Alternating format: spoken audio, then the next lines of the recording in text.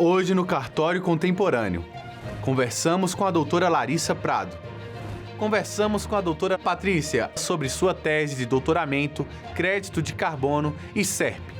Tudo isso e muito mais no Cartório Contemporâneo.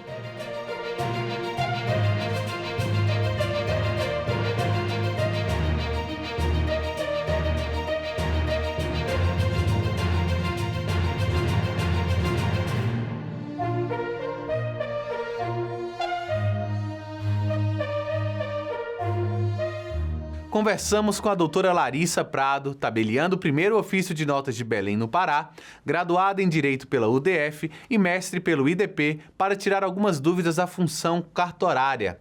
Olá, doutora Larissa, tudo bem? Agradeço a oportunidade, é uma honra estar aqui com vocês. Doutora Larissa, cartórios previnem conflitos, asseguram direitos e promovem diversos benefícios à sociedade. Os cartórios são sustentados pelos nossos impostos? Eles recebem algo dos cofres públicos? Não, na verdade, pelo contrário.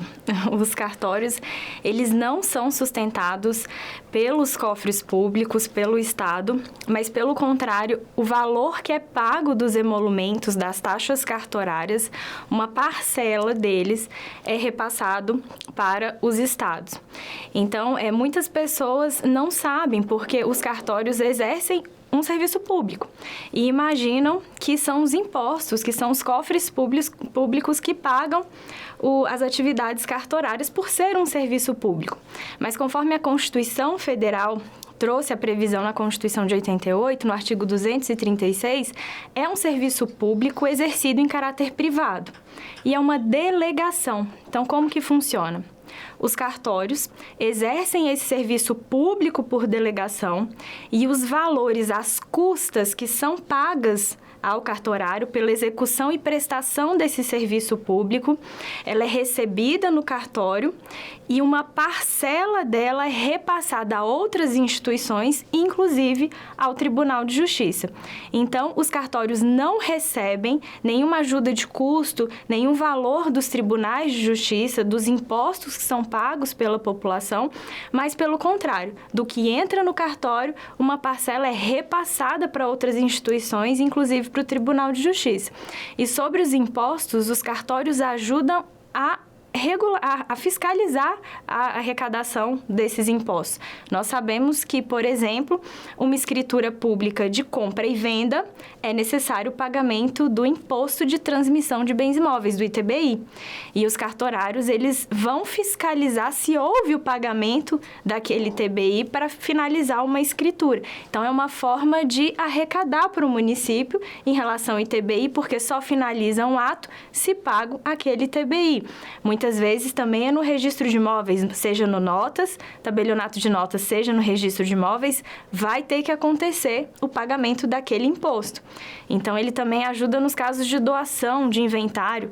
O cartório só finaliza a escritura de doação e a escritura de inventário se comprovado o pagamento desses impostos estaduais.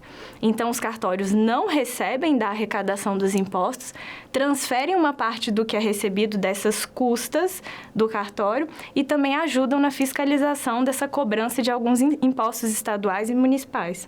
Nos explique uma curiosidade que muitos ainda têm. Cartórios passam de pai para filho? Não mais. Os cartórios não funcionam mais com a hereditariedade em nenhum estado, em nenhum lugar. A Constituição de 88 trouxe essa previsão constitucional e tirando qualquer dúvida de que os cartórios seriam ocupados, titularizados por pessoas físicas aprovadas em concursos públicos. Posteriormente, foi criada a Lei 8935 em 1994, alguns anos depois da Constituição, detalhando a regulamentação de como deveria ser esse concurso público. Concurso de provas, concurso de títulos, para que os cartórios extrajudiciais fossem ocupados por uma pessoa concursada. Então, a resposta é negativa. Os cartórios não passam de pai para filho. Mas aí muita gente que escuta essa resposta vai pensar, mas eu conheço um cartório que era da família e agora está com um filho, como isso é possível? Então, ainda é muito recente que houve essa mudança em 88 para que os cartórios fossem ocupados por pessoas aprovadas em concurso. Em 88, aquelas pessoas que estavam à frente dos cartórios pela hereditariedade, de pai para filho, elas ficaram nesses cartórios. E elas vão ficar nesses cartórios até o falecimento, porque não temos a aposentadoria compulsória. Então, ela pode renunciar ou ela pode ficar no cartório e, quando ela falecer, aquele cartório vai ter o status de vago.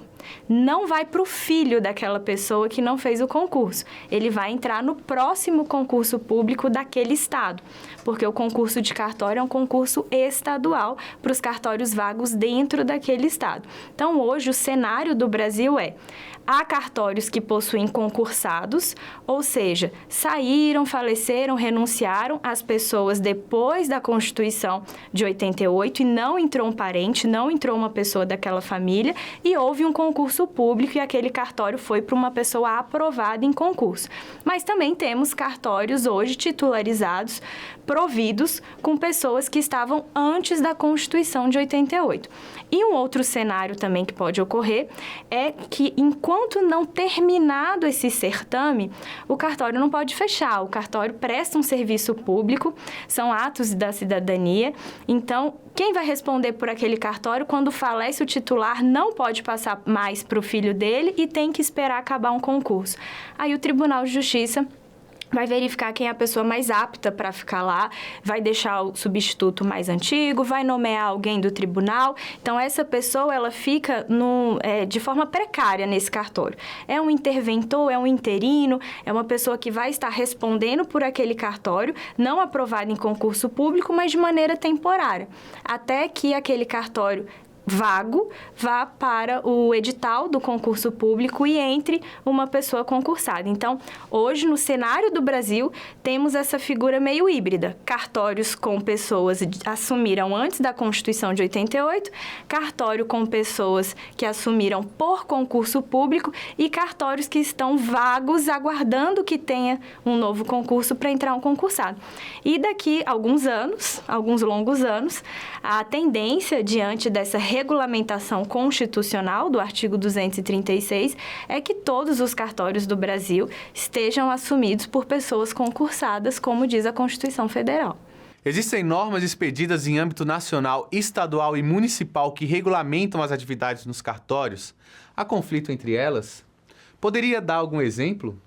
Sim, existem conflito entre elas. Infelizmente, existe conflito entre elas porque funciona da seguinte maneira. As leis em âmbito nacional e as corregedorias também expedem provimentos conjuntos em âmbito estadual. O objetivo desses provimentos expedidos pelas corregedorias era de quê? De cobrir lacunas. Sabemos que o legislador, por mais que ele tente cobrir todas as lacunas, acontece na prática da aplicação do direito notarial e registral uma dúvida quanto à interpretação. Então, o que as corregedorias fazem nos estados brasileiros? Elas expedem código de normas ou normas de serviço para poder regulamentar o detalhamento dessas lacunas que a lei nacional não trouxe a previsão. Só que nessa interpretação pode acontecer de um estado A tratar o determinado tema de uma forma e um estado B tratar na sua norma estadual o mesmo tema de uma forma diferente.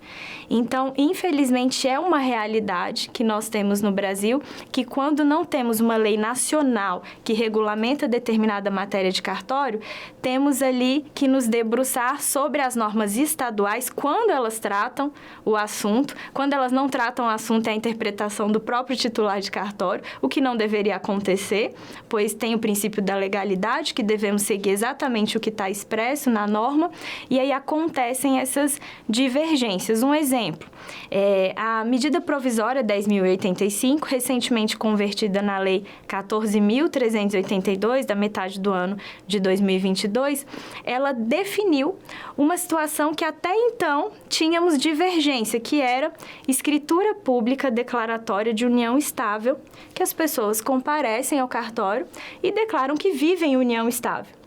a lei não era clara se poderia ou não adotar o sobrenome do companheiro, o que pode no casamento. O Código Civil permite. Então, alguns estados autorizavam que o companheiro, ao constituir a união estável, adotasse o sobrenome do outro, e alguns estados, por não ter essa previsão, o cartorário não permitia. Então, tínhamos um mesmo tema que era tratado de forma divergente a depender do estado que aquele usuário procurava o cartório. E a Lei 14.382 alterou o parágrafo do artigo 57 da Lei de Registros Públicos, a Lei 6.015 de 73, e falou que pode sim adotar o sobrenome do companheiro. Então, temos uma lei que regulamentou, alterou a Lei de Registros Públicos e agora não há mais essa dúvida. É possível, sim, que se adote o sobrenome do companheiro. Dentre outros inúmeros exemplos. Hoje, temos de forma não regulamentada, não uniformizada, por exemplo, alguns estados trazem a previsão de que deve constar numa escritura de transferência imobiliária a participação do corretor, o valor da corretagem, como foi pago, o que houve naquela, a intermediação naquele negócio jurídico do corretor. E essa escritura feita naquele estado, as normas daquele estado exigem isso, ele vai colocar. Mas outro estado não traz essa previsão de que deve constar nessa escritura a participação desse corretor. Então, tá certo, tá errado? Não tem certo e errado, mas tem uma divergência de normas que acabam por fragilizar um pouco a aplicação do direito.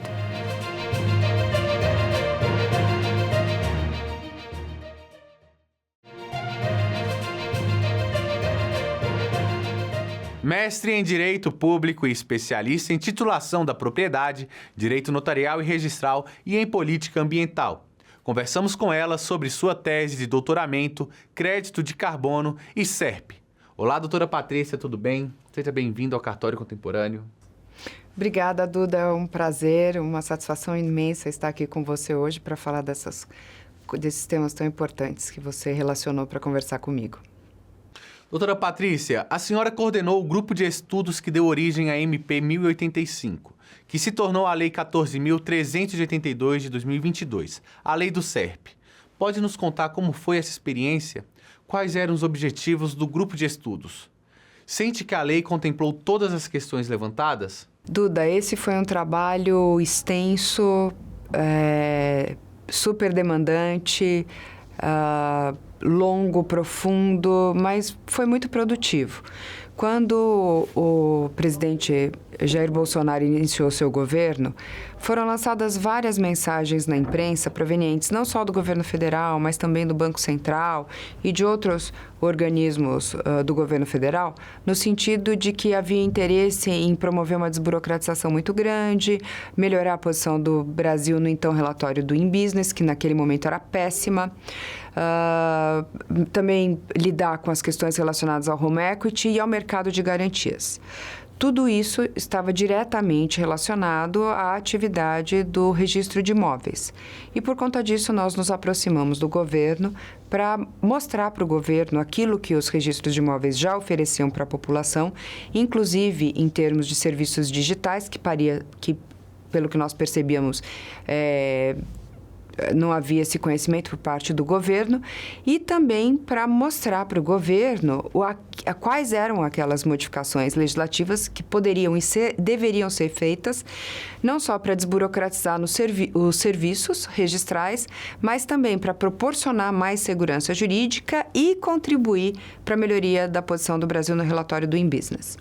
Então, foram várias etapas que foram seguidas, mas assim, o que interessa para a nossa conversa aqui de modo mais breve é que esses trabalhos resultaram em um texto longo que foi apresentado para o governo federal, foi apreciado pelo Banco Central e que teve uma boa receptividade, ao ponto de o Banco Central, os representantes do Banco Central e o governo federal nos atribuírem a tarefa de apresentar esse texto para o mercado. O mercado é representado principalmente com as instituições representativas da construção civil e também do crédito imobiliário, que são, assim, institucionalmente os nossos maiores clientes, por assim dizer. Porque se o texto era de registradores, era necessário verificar se ele também era adequado para o mercado. E essas discussões foram feitas, o texto foi apresentado, as ideias foram apresentadas para grandes bancas de advocacia do Brasil e as ideias foram muito bem recepcionadas e resultaram em um texto que foi depois encaminhado ao CNJ, sofreu algumas alterações e depois disso ele se transformou na medida provisória 1085, a atual lei 14.382.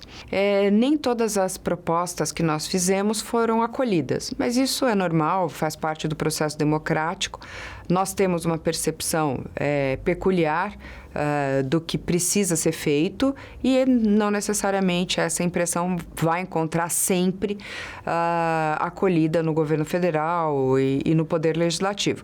Mas o fato é que ainda há espaço para melhorias no nosso sistema, de modo que nós possamos desempenhar nossas funções de modo muito mais eficiente e sempre com mais segurança jurídica. O que é o SERP? O SERP, Duda, é o que a lei designa como Sistema Eletrônico de Registros Públicos e que, no meu entender, é uma ideia óbvia e, por isso, genial, que partiu do Ministério da Economia. A ideia do Ministério da Economia, que foi encampada pela Presidência da República, foi proporcionar um ambiente no qual todos os registros públicos, ali considerados os registros econômicos e o registro social, sejam tratados de uma mesma forma dentro de uma mesma plataforma eletrônica, com acesso, digamos assim, unificado ou mais facilitado pelo usuário e também sejam compreendidos como um sistema que interopera, que interage e que compartilha as suas experiências e as suas expertises em matéria digital. Às vezes você pode estar me perguntar com dúvida, né, do que são os registros públicos econômicos, o que é o registro social. Então, nas especialidades extrajudiciais, nós temos um registro social, basicamente social, que é o registro civil de pessoas naturais, responsável pela atribuição da cidadania e de registrar os atos todos da vida da pessoa natural, da pessoa física.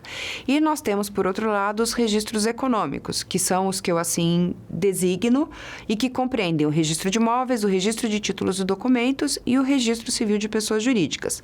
Por que registros econômicos? Porque a finalidade desses registros é proporcionar segurança jurídica ao mercado, às operações de conteúdo econômico. Essa é a razão pela qual eu faço essa distinção.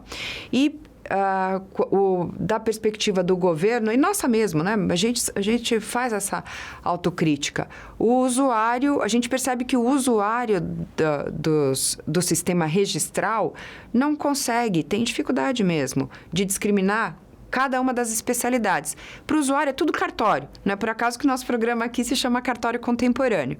E para facilitar a utilização pelo usuário de todos os serviços que são proporcionados pelos registros públicos, econômicos e social, é que o governo federal criou esta figura do Sistema Eletrônico de Registros Públicos, no qual estão inseridas todas essas especialidades registrais.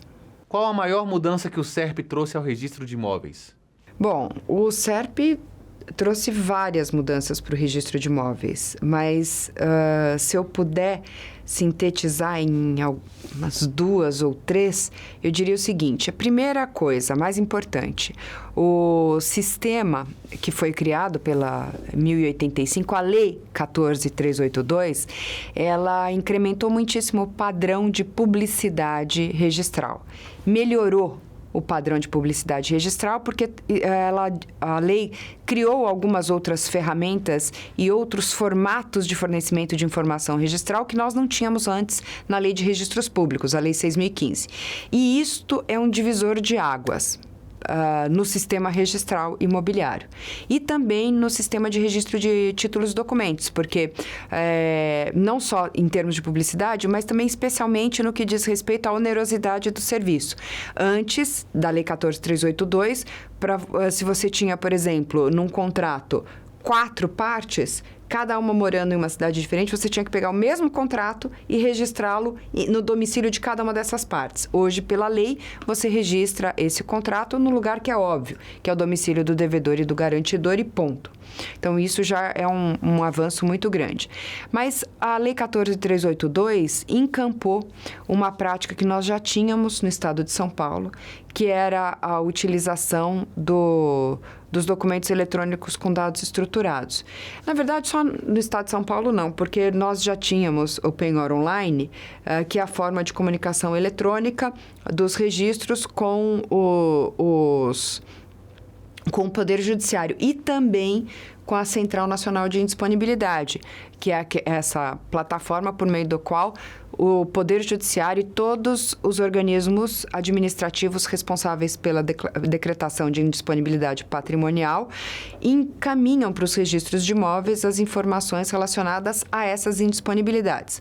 Tudo isso já é feito com documentos eletrônicos com dados estruturados há muito tempo. E o que a Lei 14.382 fez? Ela ampliou a possibilidade de utilização desses documentos, que eu chamo de DED, documentos eletrônicos com dados estruturados, para as operações padronizadas. Isso é importante a gente deixar claro, que são as operações padronizadas. Não são aqueles contratos, aquelas operações que são feitas, digamos assim, artesanalmente, nas grandes operações, mas aquelas que são feitas aos milhares diariamente, como as operações de crédito imobiliário, habitacional, que são feitas pela Caixa Econômica, pelo Banco do Brasil e por todos os bancos privados. Então, para essas operações, assim como, por exemplo, para operações de barter no agro, para as operações que envolvem as CPRs, nestas operações em que o mercado trabalha com minutas, a lei está prevendo a possibilidade da utilização de remessa das informações para o sistema registral, tanto para o registro de imóveis quanto para o registro de títulos e documentos, a partir de documentos eletrônicos com dados estruturados. Mas por que a lei está fazendo isso, né? Ela faz isso para conferir padronização, não só pela forma de atuar dos originadores dos documentos, que estão no mercado, mas também para padronizar a atuação dos registradores. Isso macula ou fragiliza de alguma forma a qualificação registral, a análise jurídica que é feita pelos registradores quando eles recebem esses documentos? De modo algum, porque as regras da segurança jurídica, que todo mundo conhece como princípios registrais, elas são aplicadas especialmente nas variáveis dos contratos imobiliários, por exemplo. A continuidade se relaciona às pessoas, às partes que estão no contrato, a especialidade ao objeto e também às pessoas, a prioridade depende do protocolo e assim por diante. Então, a qualificação não é vulnerada de modo algum e, ao contrário, o que o sistema ganha, não só o sistema registral, mas o sistema econômico brasileiro como todo ganha, é uma maior eficiência com a utilização sinérgica das etapas anteriores de um processo, por exemplo, de contratação de um crédito imobiliário, até a etapa do registro. Ou seja, o que você colocou no sistema, o que o banco colocou no sistema quando colheu os dados das partes e o dado do imóvel, colocou no seu sistema para produzir aquele documento, o próprio sistema do banco encaminha para o sistema do cartório e lá essas informações são decompostas num texto legível, num padrão pré-definido pelo CNJ, para que os escreventes e os registradores possam fazer a análise jurídica desses documentos. Então, com isso, óbvio, né, a gente ganha prazo, a gente tem condição de ter, como eu disse, padronização e, inclusive, o custo da transação para o usuário reduz porque ele ganha tempo. Então, assim, são só vantagens. Eu acho que essas são as duas principais, assim, os grandes pontos. Mas esses dois pontos podem ser decompostos em vários elementos ali que estão contidos ao longo da 14.382, que é uma lei extensa.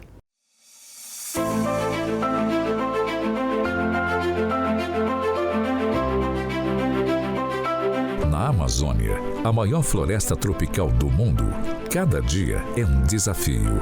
As distâncias são enormes, os rios são estradas e as comunidades estão espalhadas por quilômetros de natureza intocada. Para muitos, acessar serviços essenciais Pode parecer impossível. Como garantir que todos tenham acesso aos seus direitos quando o cartório está a dias de distância?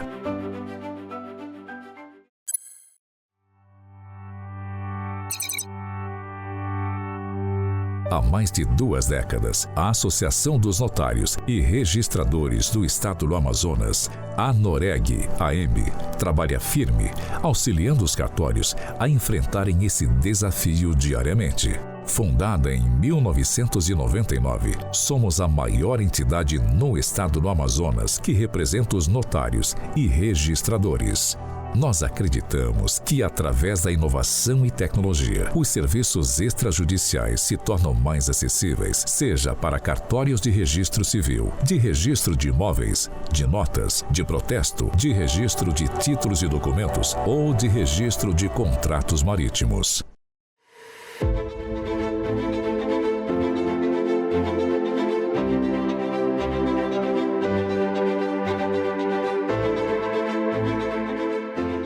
Com o sistema Procart Plus, os serviços cartorários têm se tornado mais ágeis e transparentes.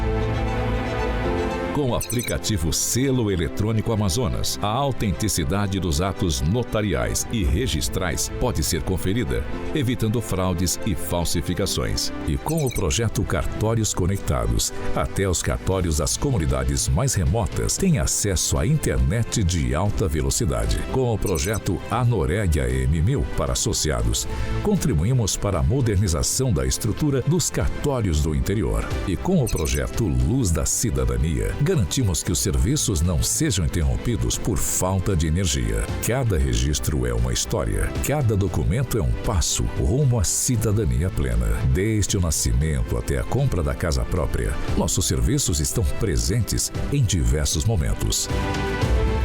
A ANOREG-AM também promove e participa de mutirões e ações de cidadania para conscientizar sobre a importância dos registros civis e outros serviços.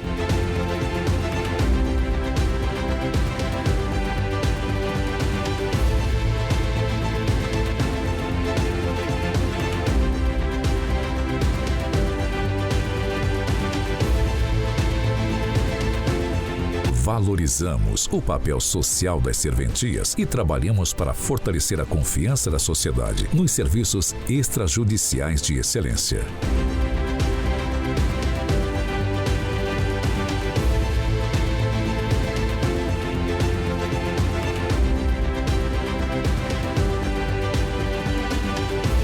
A ANOREG-AM está ao seu lado, superando distâncias e construindo pontes para o futuro.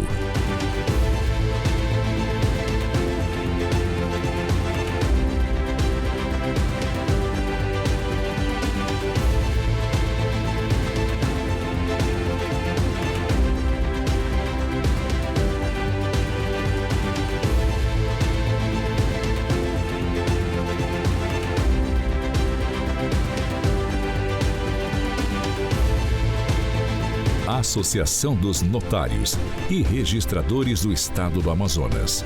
Ética, inovação e compromisso com a cidadania.